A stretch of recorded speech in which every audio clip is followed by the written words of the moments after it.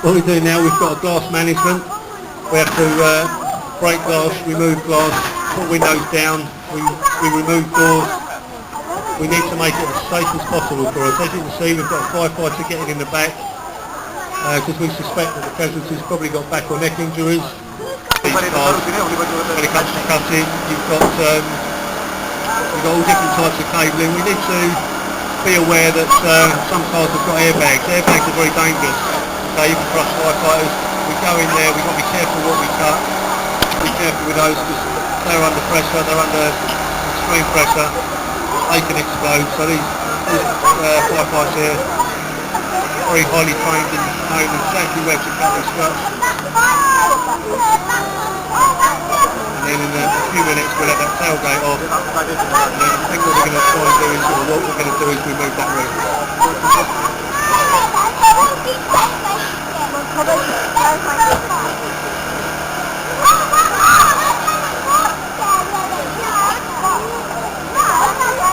Exactly what's going on. There you go, I think the tailgate's just about to come off. This makes it a lot easier for when they remove the roof. There we go, we're going to start cutting the roof now. What we're going to do, we're going to make a little cut on each corner. Wow. See how that cuts through there? There we go. Is this chicken? There we go. All these noises are going to be quite scary if you're actually trapped in the car.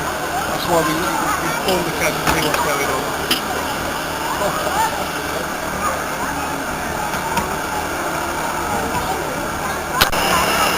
There we go, just making another cut.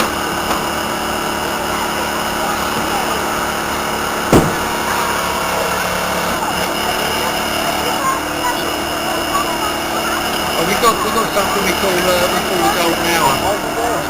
When we go out to these road accidents, we need to, from the time of the accident to the time the casualty actually starts getting the treatment, we call it the golden hour. Now the other firefighters come in handy, they're all going to help pull that roof right the way down. And this is a lucky owner of a nice convertible Toyota.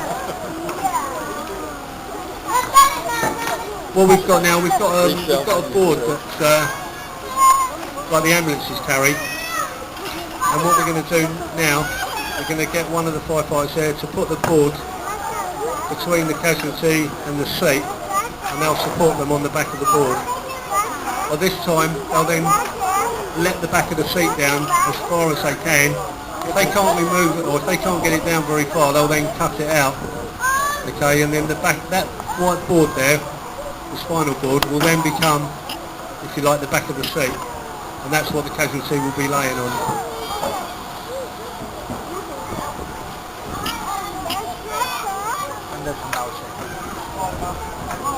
Right, now you can see people starting, or firefighters starting to climb over the car, and what they're doing now, they're getting in a position where they can then lift the casualty, or they can slide them up the board.